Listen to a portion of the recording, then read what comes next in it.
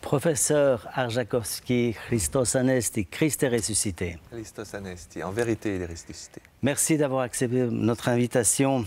Une bref présentation.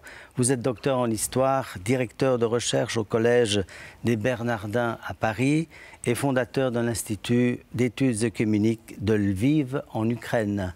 Également auteur d'un livre « Qu'est-ce que l'orthodoxie ?»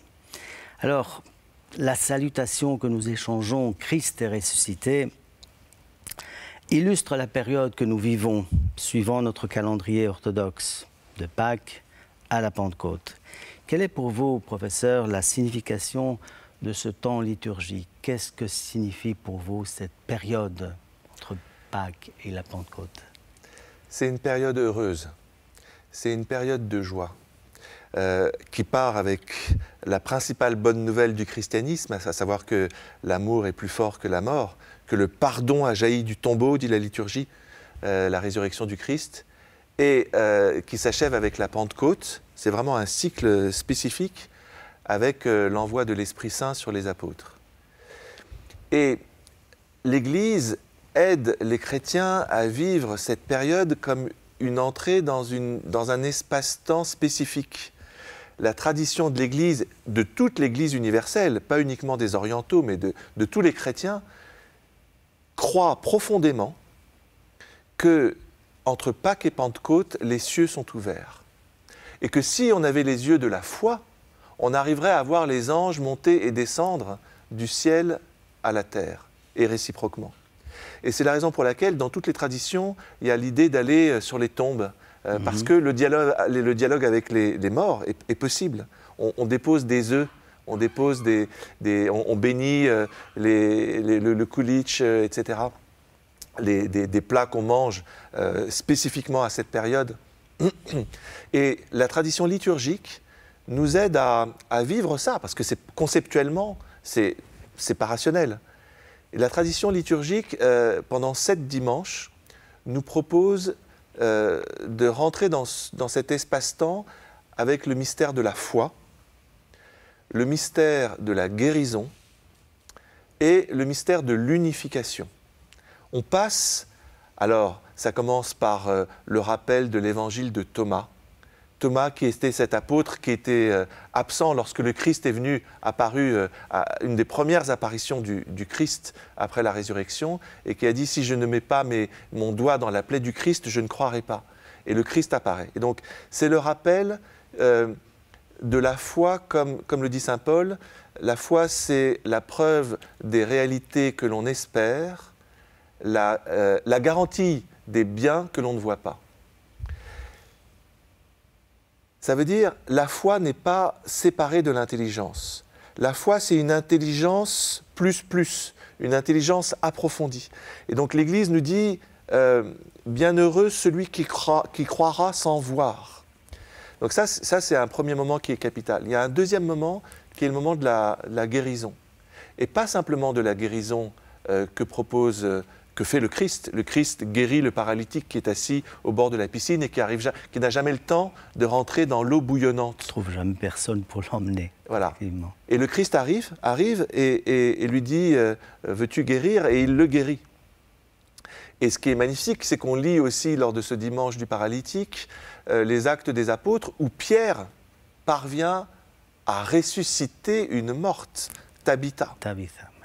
Donc, ça veut dire, ça n'est pas simplement le Dieu homme qui est en mesure de faire des choses extraordinaires de guérison. L'homme, en Christ ressuscité, peut lui-même non seulement guérir, mais guérir les autres. Donc c'est absolument incroyable.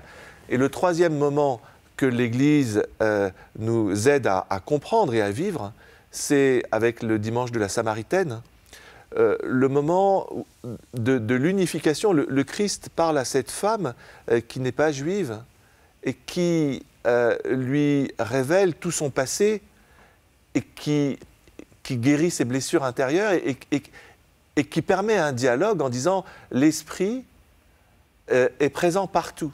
Il n'est pas spécifiquement sur le mont Garizim, comme elle le croyait, ni à Jérusalem, comme les Juifs le croient. Il est partout. Et donc, chaque individu peut vivre cette divino-humanité, cette union à Dieu, partout. Et donc, c'est ça qui permet un véritable dialogue écuménique, un véritable dialogue interreligieux, une unification. Et ça prépare à la Pentecôte, parce que la Pentecôte, c'est non seulement ce mystère incroyable de transparence des langues, mais ces dons qui sont accordés à tous les peuples qui sont présents au moment où les apôtres se mettent à parler dans toutes les langues et reçoivent les langues de feu de l'Esprit Saint.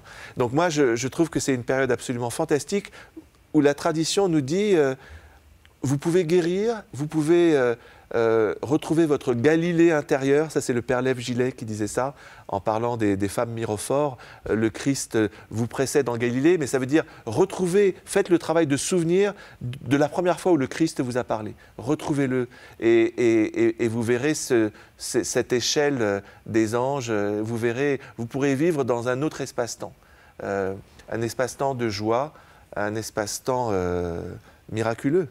Mais professeur, il y a là, je dirais, sous le couvercle, toute une richesse d'un message qui est l'ouverture et la tolérance à l'autre, un des messages essentiels du christianisme. Aujourd'hui, vous l'avez mentionné, ça ouvre la porte à l'œcuménisme, qui a été ouverte il y a quelques décennies, mais qui est je dirais, en difficulté pour le moment. Quel est votre regard? Comment pourrait-on puiser justement à travers ce message que vous avez mentionné maintenant de cette période entre Pâques et la Pentecôte pour montrer au monde que notre voie, elle est là, l'ouverture et la tolérance à l'autre? Oui, c'est une conséquence directe, c'est un fruit de ce travail intérieur. Mais je dirais que ce fruit, il ne viendra. Le monde croira en la résurrection et en cette paix incroyable qui est donnée à l'Église si les chrétiens eux-mêmes font ce travail, que ce ne soit pas quelque chose simplement d'intellectuel, que ça soit vécu. Et mon vœu le plus cher dans cette période, c'est que les chrétiens orthodoxes en particulier puissent comprendre que leur foi, leur orthodoxie, n'a pas juste un sens de traditionnalisme, de mémoire fidèle au passé. L'orthodoxie, ça ne veut pas dire simplement la mémoire fidèle. L'orthodoxie, ça veut dire mémoire fidèle au concile œcuménique, par exemple, mais ça veut dire aussi vérité droite, une vérité morale. Ça veut dire que ce n'est pas juste une vérité intellectuelle, c'est une vérité qui est vécue par un travail ascétique, ce qui n'est pas évident dans notre société de consommation, mais qui néanmoins est un témoignage indispensable à vivre. Mais orthodoxie, ça a encore deux autres sens qu'on oublie parfois. L'orthodoxie, ce n'est pas simplement la mémoire fidèle, ce n'est pas simplement la vérité droite, c'est aussi la juste glorification, c'est-à-dire de croire qu'il y a une joie absolue qui doit dépasser toutes nos shikayas, toutes nos disputes, qui est de croire dans la résurrection du Christ et de la louer. Voilà. Et il y a un quatrième sens de l'orthodoxie qui est celui de la connaissance de justice. Ça veut dire il faut évangéliser, il faut faire de la justice, et la justice sociale en particulier.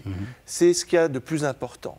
Lorsque le Christ a reçu le baptême de Saint Jean-Baptiste, au début, Saint Jean disait « Mais qui suis-je pour te baptiser ?» Et le Christ dit « Il faut que tu accomplisses ce geste pour que s'accomplisse la justice, toute justice. » Et à la fin de la liturgie, les chrétiens disent que le jour entier, nous apprenions ta justice.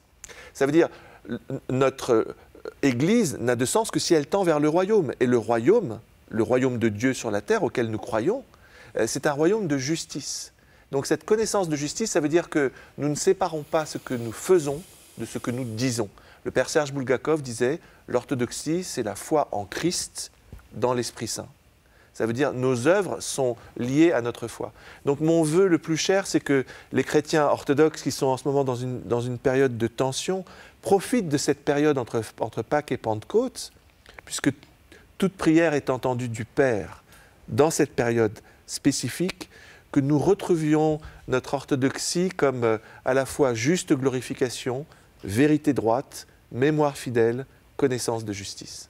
Professeur, un grand merci de nous avoir honorés par votre présence. Christ est ressuscité. En vérité, il est ressuscité. Que Dieu vous garde.